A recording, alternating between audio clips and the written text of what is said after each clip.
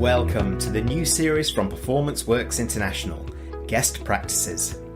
I'm Jeremy Blaine, CEO of Performance Works International, and I'll be running a series of videocasts with special guests who have a story to tell from both business and life experiences.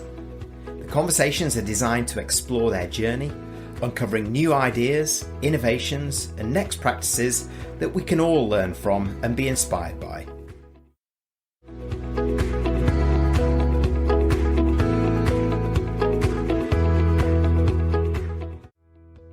For today's episode of Guest Practices, we focus squarely on women in leadership.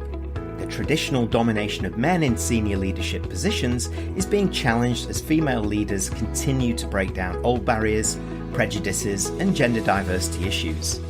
There's still a long way to go, but we've seen at very senior levels, female leaders make the difference when tackling the pandemic. In Iceland, in Germany, in Finland, and of course Jacinda Ardern in New Zealand, widely regarded as the best demonstration of strong leadership balanced with strong empathy, a key trait within human-centered leadership being demanded in business globally today. This brings me to my guest, Justina Mutale. Justina is founder and president of the Justina Mutale Foundation and its scholarship program for young women and girls from Africa to access tertiary education.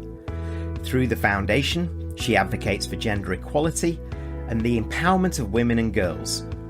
In 2012, Justina was named African Woman of the Year. She's a leadership expert, international keynote speaker, guest lecturer, and best-selling author of The Art of Iconic Leadership: Power Secrets of Female World Leaders, and co-author of Women on Corporate Boards: An International Perspective. Justina is also a recipient of the MANDELA 100 Prize and inductee of the World Book of Greatness. Justina leads and serves on various boards across the globe and has been honoured with numerous international awards and accolades for her outstanding leadership qualities.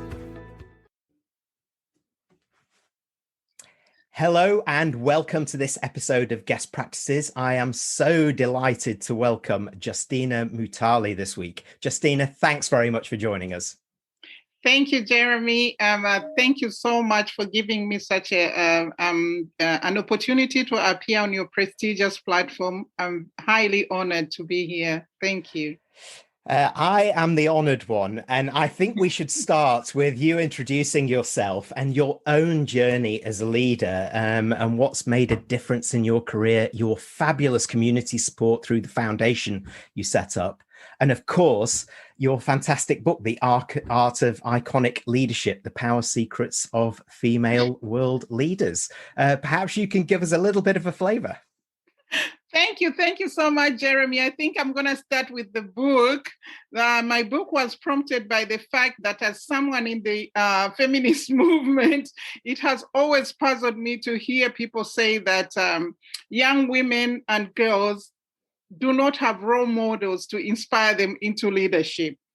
Because growing up, I could identify a lot of female role models in my in leadership positions, from my own family, and of course, from my own family background, and of course, from the wider world.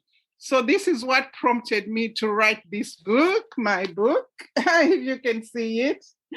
And this is I actually wrote this book as a gift to the next generation women, and who are the current young women and girls, to let them know that it is possible for them to lead as a female. In this book, which is titled The Art of Iconic Leadership: Power Secrets of Female World Leaders, I have chronicled the leadership journeys of iconic women leaders that have stood out for me over the ages, from the times of, for example, Catherine the Great and Cleopatra the Seventh, up to Margaret Thatcher in the UK, Golda Meir in Israel, Indira Gandhi of India, right up to Angela Merkel, Jacinda Ardern, and of course, Kamala Harris. I have, of course, included iconic African women because I am from Africa. And of those African women that have stood out for me, there are women like Winnie Mandela, who was the first wife of Nelson Mandela, Winnie Mandela held the fort for 27 years while Nelson Mandela was locked away in prison. Of course, I introduced other women that the world might have not heard of. For example, Nkosazana Dlamini Zuma, who was the first ever chairperson of the African Union. We have Ellen Sirleaf Johnson, who was the first ever female president in Africa. And of course, Joyce Banda, she was the first ever female president in Southern Africa. Then we also go recently to Dr. Ngozi Okonjo-Iweala. She's from Nigeria and has become the first ever African female director of the World Trade Organization in all its 25 years. The World Trade Organization has never had an African, and they've never had a female director general. So Ngozi Okonjo stands out there, and she is in my book. She is also featured in my book, of course, along with a lot of other women. You've got to get the book to learn about that. For me, my vision is to leave a legacy that can prepare our young women and girls with innovative and resilient mindsets that can make them withstand an ever-changing global landscape in the economic field, in the political field, in the social sphere, and of course in the environmental sphere. This is because I believe that every girl has potential and that every girl should be given an opportunity to excel and to reach her highest potential. It is, in fact, my hope and my prayer that every girl can access quality education to enable her to reach her highest potential, which will make her to escape poverty and, of course, to live a fulfilling life, so that one day every girl can have the capability to effectively participate and contribute to the global economy and the development of the world on equal footing with her male counterparts. Well, coming back to my leadership journey, in some way you could say my leadership journey could be likened to a quote I have been seeing a lot on Facebook that says, "For all the windows that were closed to me, I am coming back to buy the building." Prior to finding my own organization, I worked in a very prestigious international and jet-setting organization. We traveled all the time. It's an international organization, of course. However, as an employee, I felt that my potential was somehow not fully stimulated and that my contribution were not being given their due value. I left to create my own organizations, which have been a kind of offshoot of that larger organization that I worked for. And by founding my own organizations, of course, I became the master of the boardroom, which I didn't sit on while I was an employee. And I became the leader of these organizations. The first organization is the Positive Runway Global Catwalk to Stop the Spread of HIV and AIDS, which is a worldwide HIV/AIDS response campaign with presence in 6 continents around the world. And then to do with female leadership, of course, the Justina Mutale Foundation, for which I advocate for gender equality and the empowerment of women and girls. Based on my very strong belief that quality education is paramount to the eradication of poverty and its feminization. So through this foundation, my foundation, I advocate for the retention and completion of tertiary education for girls by offering university scholarships to young women and girls from rural and disadvantaged communities in Africa to access tertiary education around the world. As a woman leader, of course, I lead and serve on several boards across the globe, in addition to serving as president, patron, trustee, director, board member, consultant, and of course, mentor to several other organizations. So that is my leadership journey. If I was to just talk about my leadership journey today, that is all that we could speak about. Wow, it is inspiring, and it leads to think, where do you find the time, and is there anything that you don't do? It's incredible. It's absolutely incredible. And I love the fact that You know, the whole driving purpose behind this is to leave a legacy, to prepare young women and girls to be resilient, to drive that mindset and say, yes, you can make it. You can be a leader. You can change the world. You can contribute to the global and local economies. I think that's, you know, such strong words for young girls and women who are on their own leadership journey even now to hear. And I think before I come back to one of your points about who inspires you, I think the obvious question here is, because you do so much work in this area and more, of course, is to ask you this, is where do you think we are actually on the journey to a diverse, equitable, inclusive form of leadership globally or locally, when we consider, for example, the ongoing battles of gender equality, of racial equality, what we've seen over the last year? Where are we on that journey, in your view? Jeremy, as a gender advocate and a feminist, I am actually heartbroken how the way things stand at the moment, because we are still very far from achieving the diverse, equitable, and inclusive leadership. See, my heart bleeds even further when just a few weeks ago, I heard that the World Economic Forum said that because of COVID-19, it will take 136 years from now for the world to achieve the full gender equality in all spheres of life.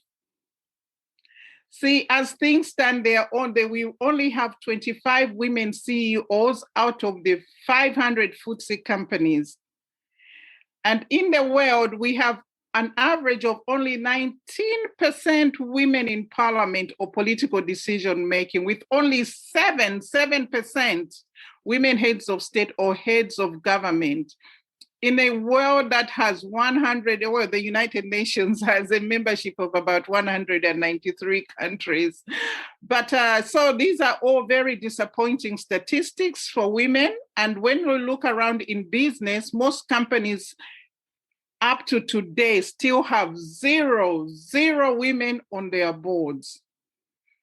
This is quite puzzling when you think that the world has 51%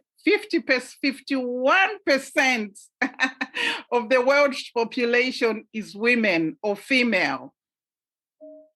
So our male leaders need to understand the importance of including women in leadership positions, and to ensure that both genders have a voice and that their perspectives are heard and taken into account, not just hearing. You don't just hear a voice, you've got to take into account those perspectives in your decision and, of course, policy making. Male leaders need to understand that different genders bring something different life experiences to the table. And to limit a business or an organization to one group of people or one gender who have the same life experiences, who think the same way, who believe in the same things in life, just takes away the creativity, the innovation, and the diversity of thought that is required in operating a business or an organization for its success.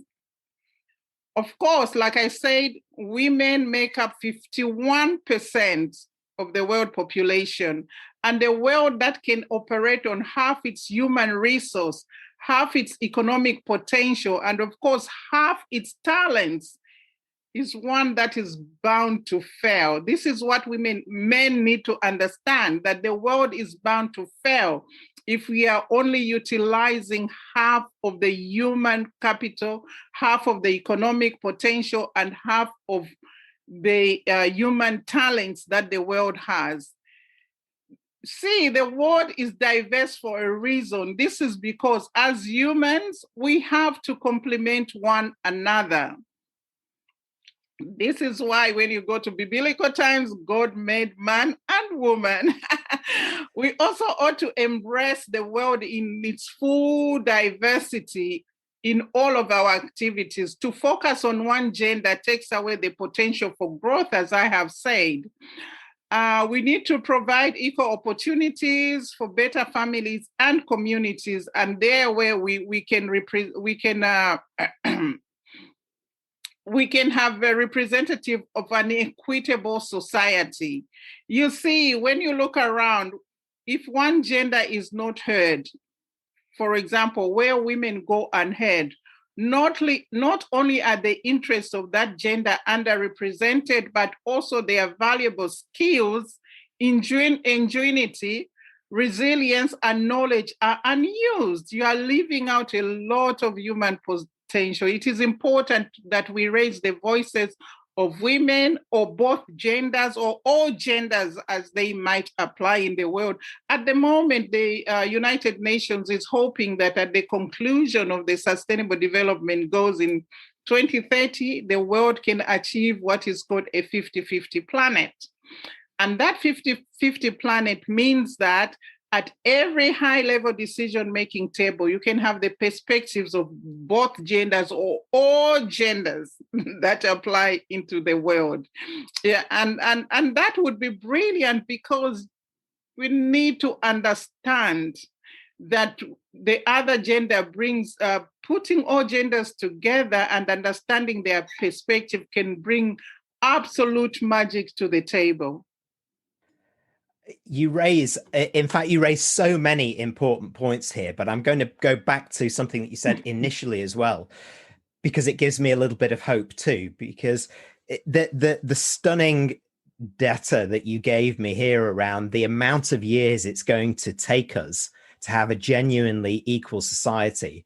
And I think, even greater when you add other diversity lenses onto this as well. I mean, the whole thing becomes even bigger, doesn't it? Yes. But gender diversity has been one of these kind of ongoing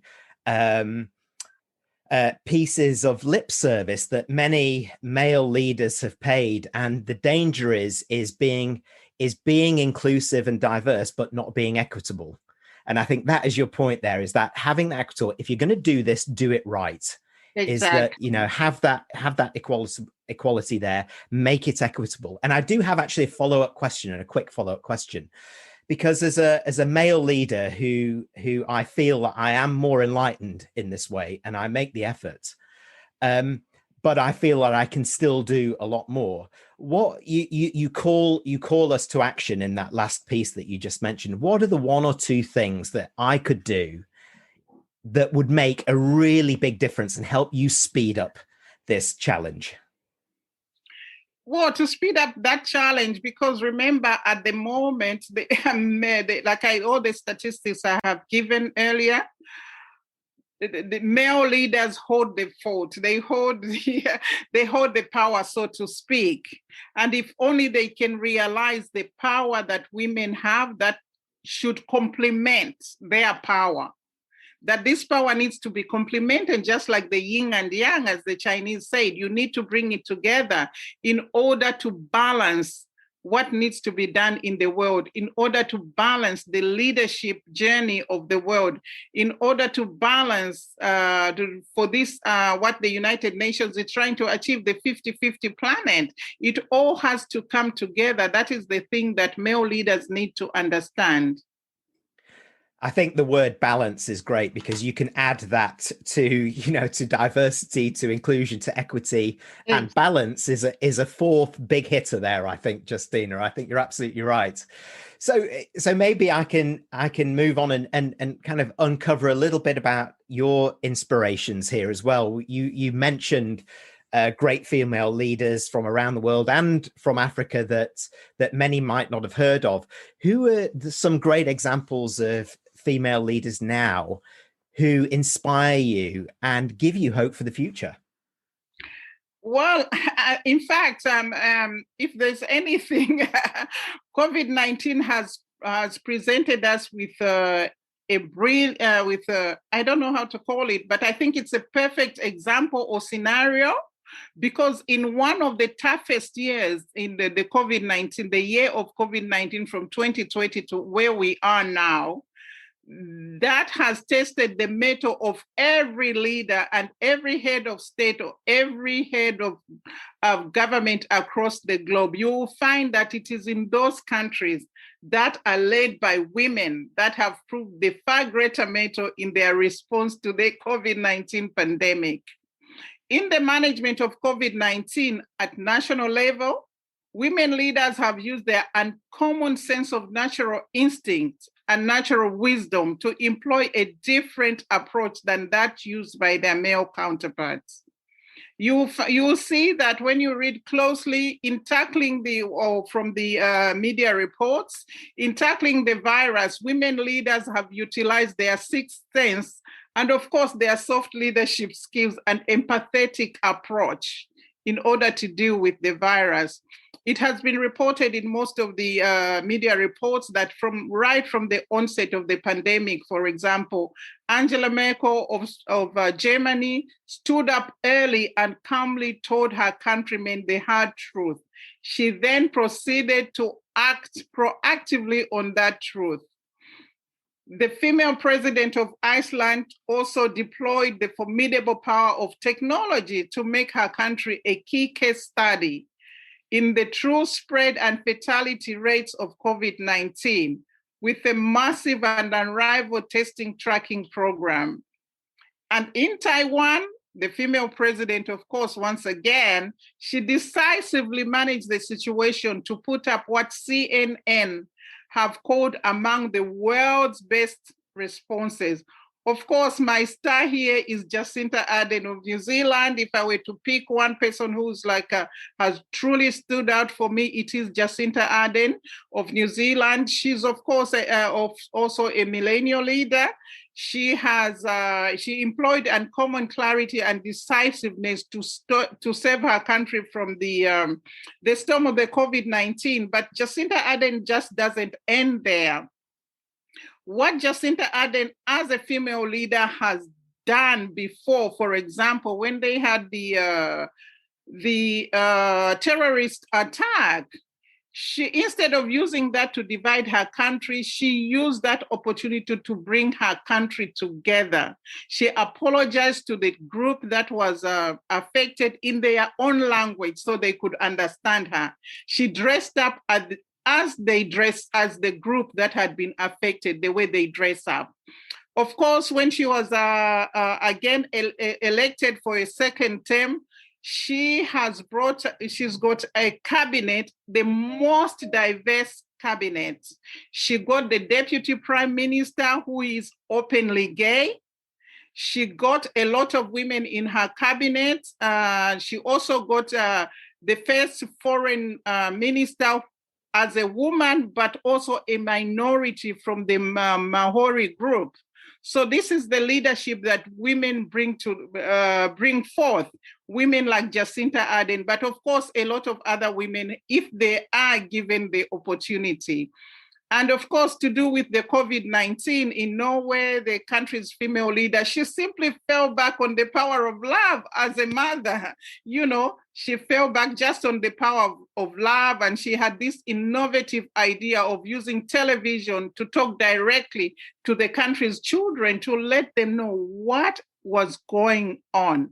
So when you look at this, you'll find that women's leadership, of course, including my own, is often guided by what would be called perhaps philosophical thought and the ability to apply what is called restive attention. You know, a situation is brought before you. You've got to consider that situation and then decide. You've got to have reasoned decision and a measured response to meet the need as applied in the case, you know, as women have applied in the case, for example, raising children, raising families, raising communities, and of course, raising nations and humanity as a whole. So these women that I have mentioned here, and especially with Jacinda Ardern as a millennial leader and also as a female leader, have stood out for me as great role models, and they do give hope for the future of humanity. If there's anything that the COVID-19 can teach us, it's how women's leadership has been brought to the fore and how it has shown that women are capable of leading just as much as their male counterparts, or even better.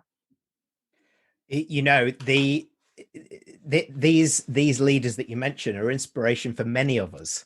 You know, Yeah. not just for girls, not just for women. And I do often ask myself the question, what if we had that kind of powerful, more empathetic, human-centered leadership within businesses, but guiding by the right decisions, but doing it in a different way. And I think you called it soft leadership, but I think the word soft is wrong. It's power leadership for me. It's power, actually. It? Yeah, It is. Power. There's nothing soft about it. These are the really tough things.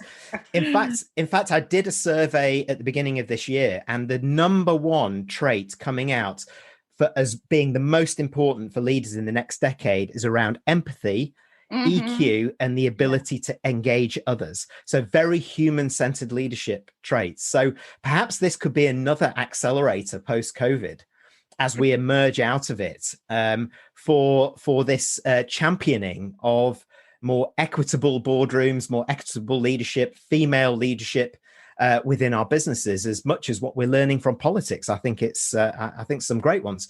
And even in, you know, I'm in the UK now. I know you live in London too.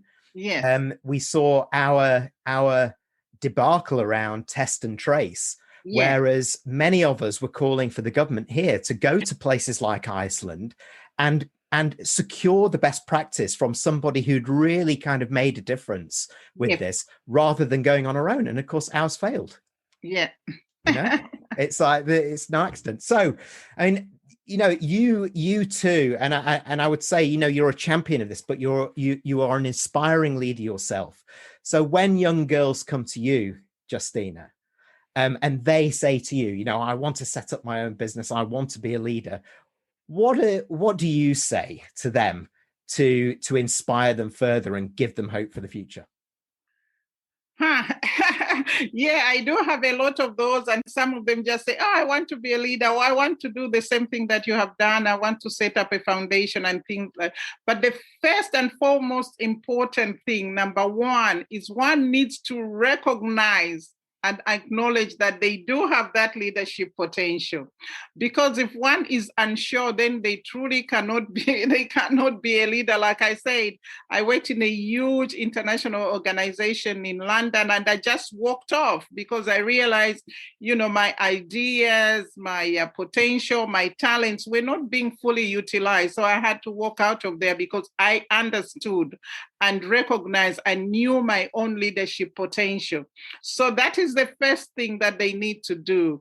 And also, one needs to identify their passion. They need to know what their passion and purpose is.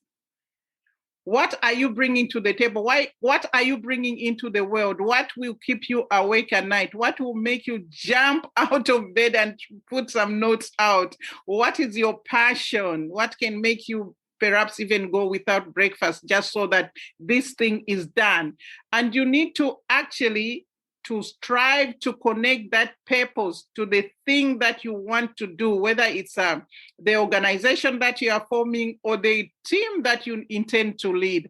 And you always need to operate from that purpose, because purpose is the main source of energy from which leaders, for example, like myself, especially myself who are in the NGO or civil society, that is the purpose, is where a leader needs to pull their strength to carry on when things become complex. Because in business and in running organization, in a leadership journey, there are all sorts of things that come up. But if you have purpose, you know the purpose, then you can go on. It doesn't matter what is happening, you still can carry on from that.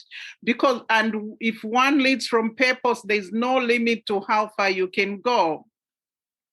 Of course, you've got to identify your vision. Like I said, I initially said my vision is to leave a legacy that prepares our young women and girls to navigate a very always changing global landscape. So one needs to identify their vision, because this is also, of course, vision is the emotive force that drives everything else in a leader's life. And it's the most most potent motive for all the actions that you are going to do. Identify your purpose. One, I need to do this. And what is the vision of that purpose? What do you intend to bring into the world with that that purpose? You need to know and of course articulate your vision, mission, and values to and let the world know that these are non-negotiable. This is what I want to do. And of course, you set your goals and how you are going to reach that. You know, women are blessed with very high emotional intelligence. So as an upcoming woman leader, one needs to harness her sixth sense. And of course, they need to hone in on their emotional intelligence, on their empathy, compassion, and care, and survival instinct, as demonstrated by the 6 women leaders that I mentioned regarding the COVID-19. And of course, they need to embrace the unique capabilities and strength. And, you know, we all have our own unique capabilities. So one needs to identify her unique superpowers, as you said. Instead of calling them soft skills, we call them superpowers. So one needs to identify her superpowers and clearly articulate and leverage those in the role that they need to take. The final thing is to raise one's profile and to strengthen those relationships with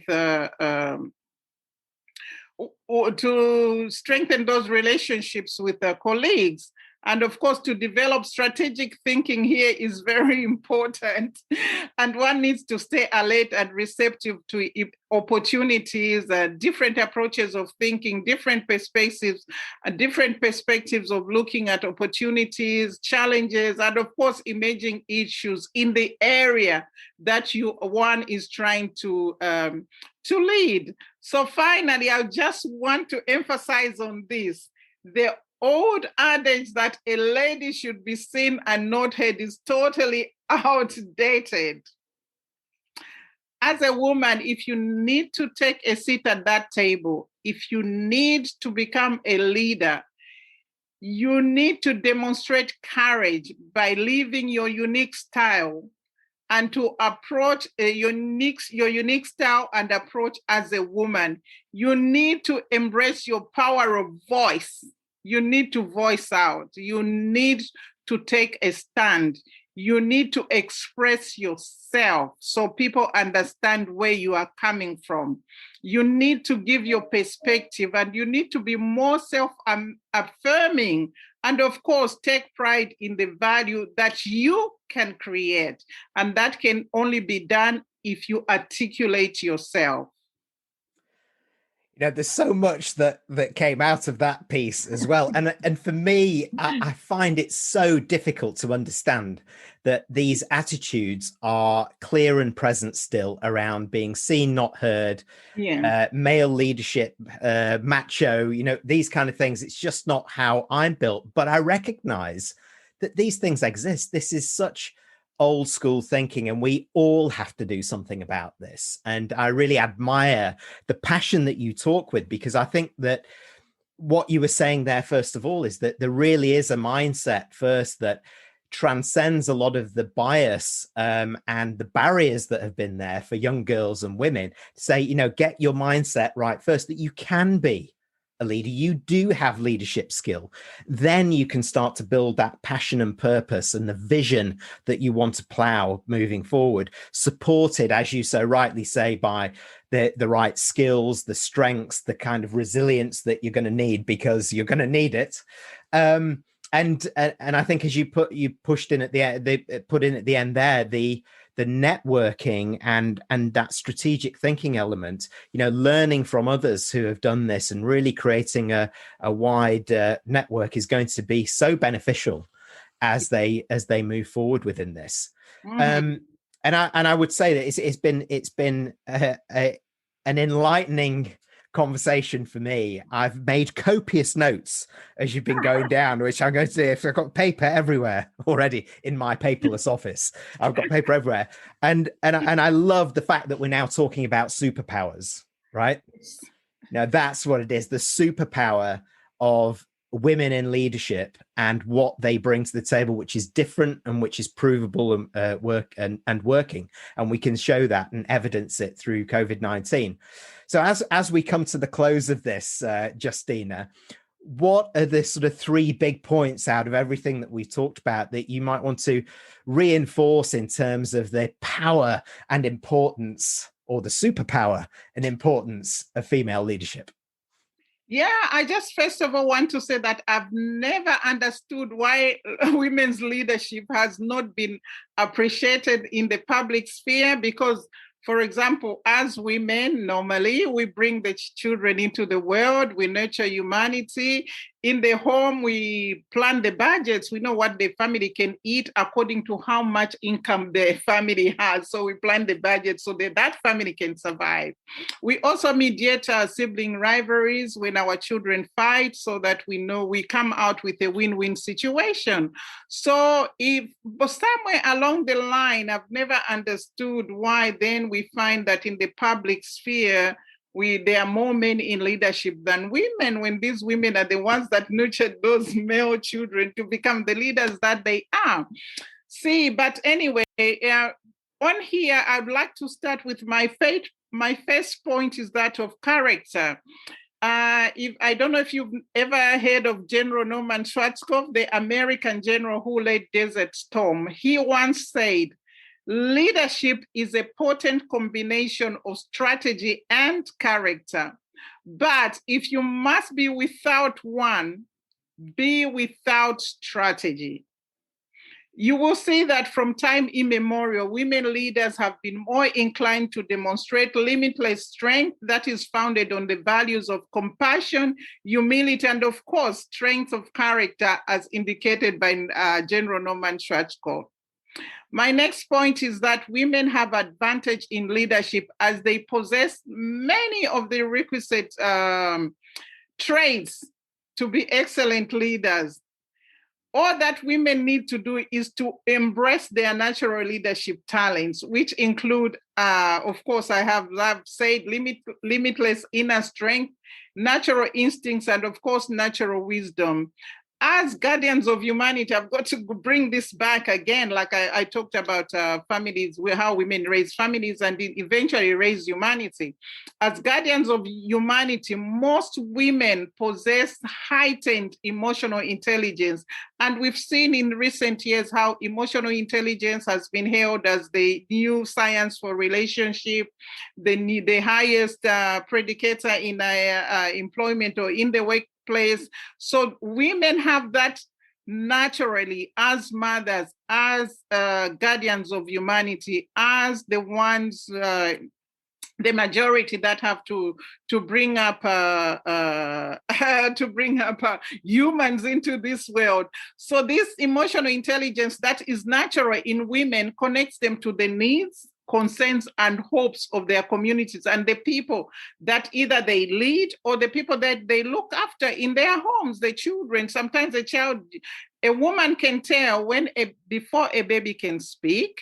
When the baby just cries, a woman would know whether that cry is to change the nappy or it's a cry because the baby is hungry and needs to be fed. So women have this natural instinct of feeding into the needs and hopes and, of course, aspirations of the people that they lead or look after. And this makes women adept to resilience and leading in crises such as the COVID-19. And the third and final point is that, again, I'm going to go back to COVID-19.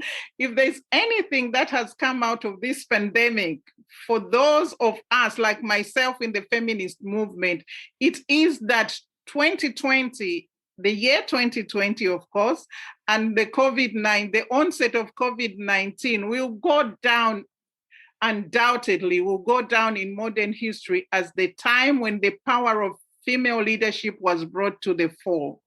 The onset of the coronavirus the onset of the coronavirus has demanded all the strength the natural instincts and natural wisdom that any world leader can master to influence and manage how the world populations respond and adapt to the effects and disruptions of the pandemic. You see that, so when you look at the pandemic, the COVID-19, that the top 6 countries as I have already indicated before, are led by women, which are those countries that have managed the pandemic better than any other country that is led by a man. See, this is because these women leaders have utilized their 6th sense, of course, their soft skills or superpowers and empathetic approach. You did mention empathy as one of the important things to tackle the spread of the pandemic. This is an approach which is a marked departure from the male mode of operation and has resulted in completely different and better outcomes for those countries that are led by women. This is because to tackle this pandemic, these women leaders have gone above and beyond their call of duty. As I say, they bring humanity into the world. They've gone above the call of duty to protect their countries and their populations. They have brought to the public sphere what most women or mothers, let me say, would do at home to care for a sick child or a sick member of the family. And they have used these skills, which gave them the capability to care for their own children or family and loved ones. They have multiplied them to give to and to protect their countries and the world populations. Wow, Justina, I have learned so much, and I am now going on a new learning journey as well behind this. The last 3 points here around character, I think that brings it out absolutely beautifully. And, you know, one thing that struck me as you were talking there was a word we've not used yet, but is fundamental to the argument, I think, which is ego. And I think the ability to put the ego to one side with some of these female leaders that you've talked about, the politicians who have really proved leadership through the pandemic, is something that many male leaders have found quite difficult to do, that perhaps are more traditional, more pride driven. I like to think that some of us, though, are a little bit more kind of modern in our approach. But you know, when I was thinking when you were talking, some of the male leaders who have been held up as strong leaders, what are the traits? The traits are emotional intelligence, empathy, lack of ego, as well as being able to do, you know, make the decisions. It's exactly what you're talking about. So male leaders themselves can learn or maybe can unlearn and relearn new skills from this more equitable kind of leadership team or board around them, as you were saying at the beginning. And that's where the traits can be nurtured through the organization.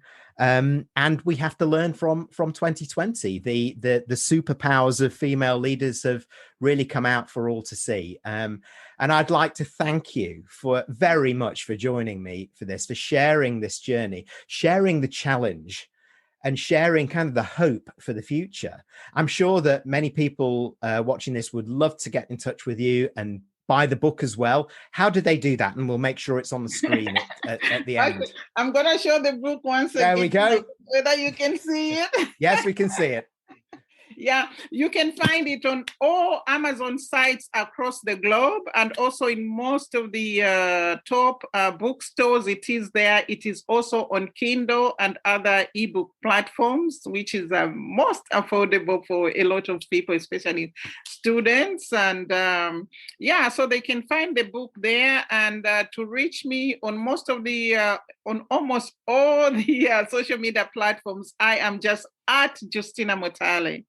And for my foundation is the website is Justina Mutale Foundation.com, justinamutalefoundation.org. We are trying to merge the two now, but it's JMF Leadership. That is on Twitter, and also on Instagram is JMF4 Leadership. But if the easiest way is just to either Google myself, Justina Mutale, or Google the Justina Mutale Foundation. They should be able to find me. And of course, to Google the book, The Art of Iconic Leadership. There it is again. Good one. Excellent. Yes. Don't worry, we'll put up the link for that as well. And Justina Mutale, thank you so much for joining me. There's so much insight that's come out of this. Really appreciate your time. Thank you. Thank you very much, Jeremy. Thank you so much. I'm highly honored. Thank you. Thank you for joining our Guest Practices videocast. Please do subscribe to our YouTube channel through the link below, or check out our website to access more in our current series of expert interviews.